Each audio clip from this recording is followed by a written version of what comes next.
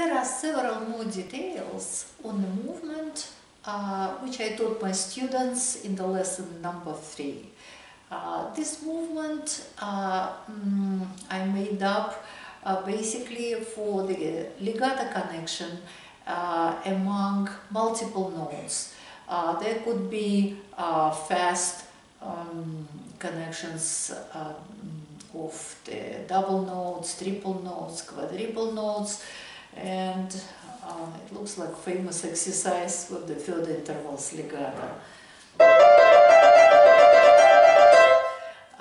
It could be 3 and 3, could be 4 and 3, could be 1 with multiple. So this movement I entitled Wind in the Sails, just to show this flexibility of the wrist, which feels like a little wind, as if it was blowing from underneath in the old-fashioned sailboat, and the sail is raising, and when the wind is gone, it comes back down. So basically there are two things to know about this movement. One is the raise itself. It should be light raise, and we really feel absolutely free and flexible palm. When we did this small raise, one of 2 fingers we still hold, and another very shortly release. And after this, we go back down to the next interval chord. So, for example, if I play here 3 and 1, I raise, then I keep my 1 still pressing the key, third slightly is releasing, and then we come back down. Same, I try to do the right hand.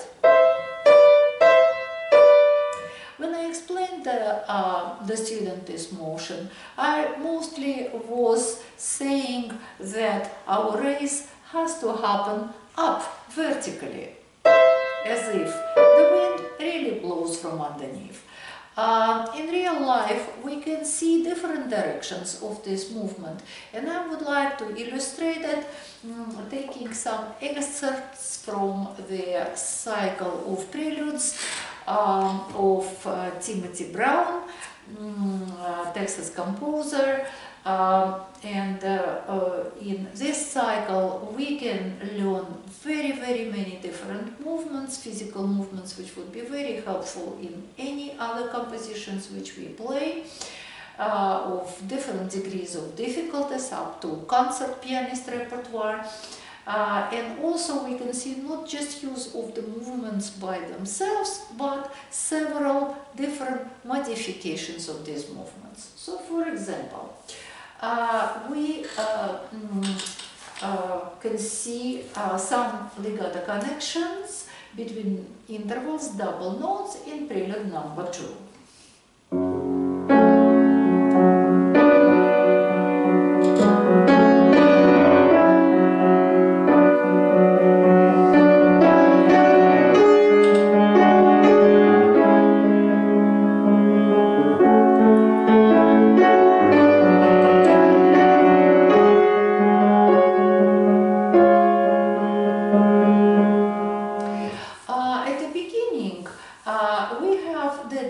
Of our wind, which in musical literature we can see the most. This is not exactly vertical direction, it is some deviation. Sometimes it looks like diagonal movement.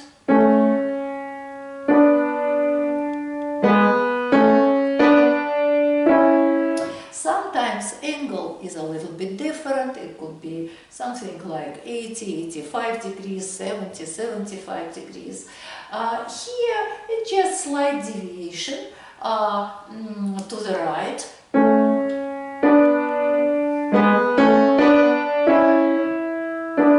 And the next set, the same.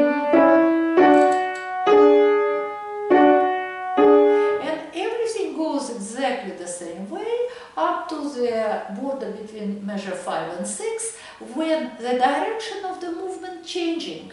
Now it's not vertical, it's not diagonal, it is horizontal movement in horizontal dimension, in which I still keep one finger pressing the key, and the top finger and the lower finger I release. Same happens in the next phrase. It is horizontal wind. And then crossing, which looks like horizontal wind too. And now again, slightly deviated movement, about 80 degrees. So we can see here already kind of two types. Combination of double notes when our sail moves with slight deviation to the right, and absolutely pure horizontal. It's not as big, definitely, I just show it. It's much smaller, but it gives very, very good legato without any problems.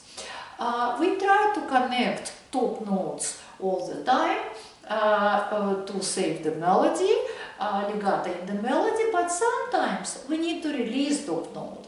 And in the 11th measure of this prelude number 2, we can see this example. Actually, it's just 3 measures in a row.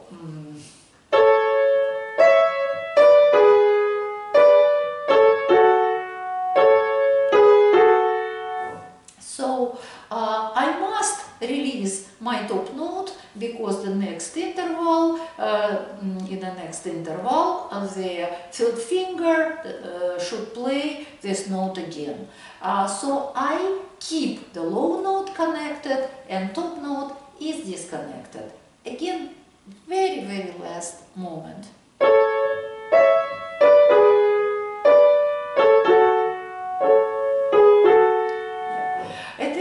Composition, we can see horizontal movement, horizontal wind, which blows in horizontal direction, and at the beginning it would be release of the top note on the first interval, and on the second it would be release of the bottom.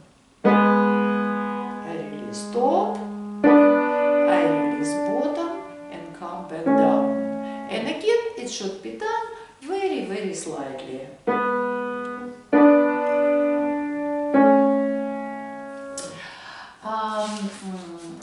Another facet of this movement, when we connect not multiple note with multiples, but single note with multiple, and here it would be single note with the 3 notes, chord, we can find in prelude number 5 in the very first phrase. So I will do it slowly.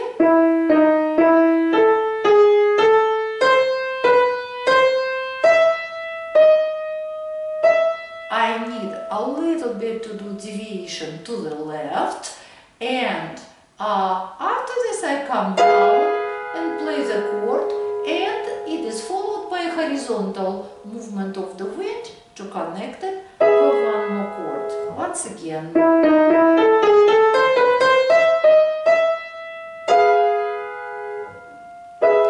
again I make the movement much smaller.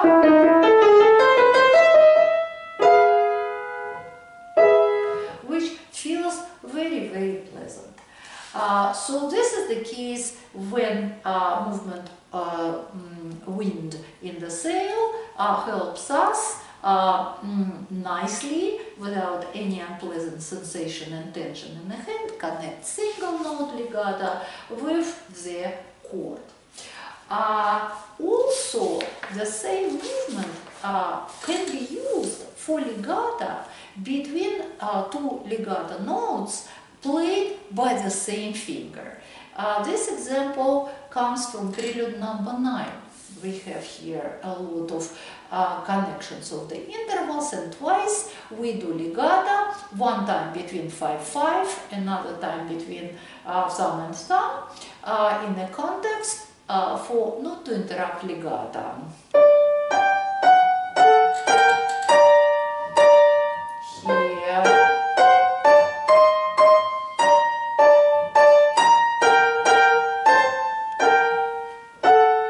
So one of the cases, it is 1-5, and then I do the wind. It goes again a little bit in angular direction, again something like about 80 degrees. I release the bottom, I raise and slide back to 5.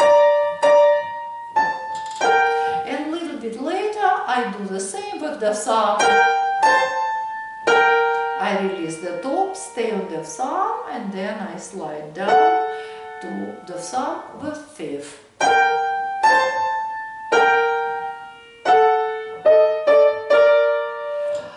So this is the case when this movement helps to maintain legato between two notes played by the same finger.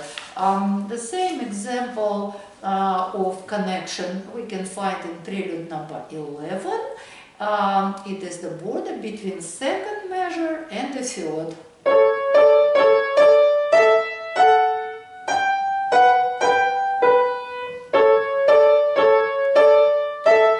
I do again movement in angular dimension, like about again 85 degrees. Release the lower note and slide. Sounds very connected. I don't need to stretch my finger like to 4-5. It is very convenient 5 and very convenient 5 on the next. And finally, I would like to show the connection among double and triple notes at the same time. And this example goes from the prelude number 6. In the right hand we have intervals, and in the left we have chords.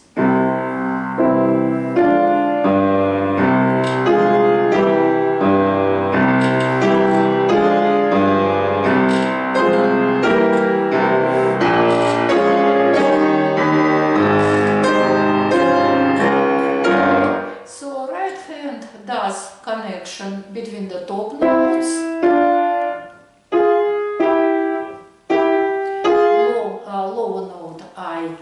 Release, and in the left hand it is connection of the chords, triads. It's a little bit different direction of the movement here in the left hand. It's mostly like diagonal.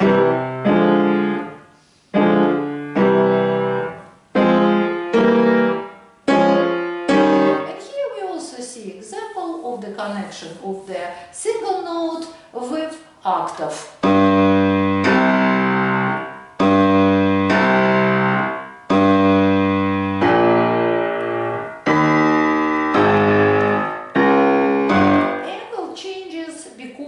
The topography of the piano, depending where we are in the area of black keys, how many black keys, how close they are to the fingers, so angle a little bit changing.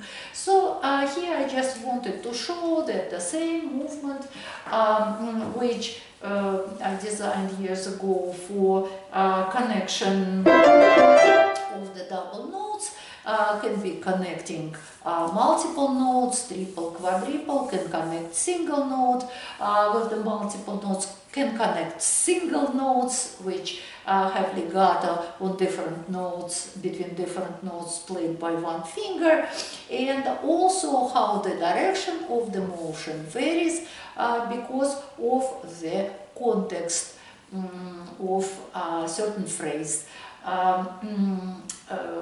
This movement definitely helps very much to overcome technical difficulties and makes connections between legato note, no matter how multiple or single they are. This connection becomes very pleasant and musical.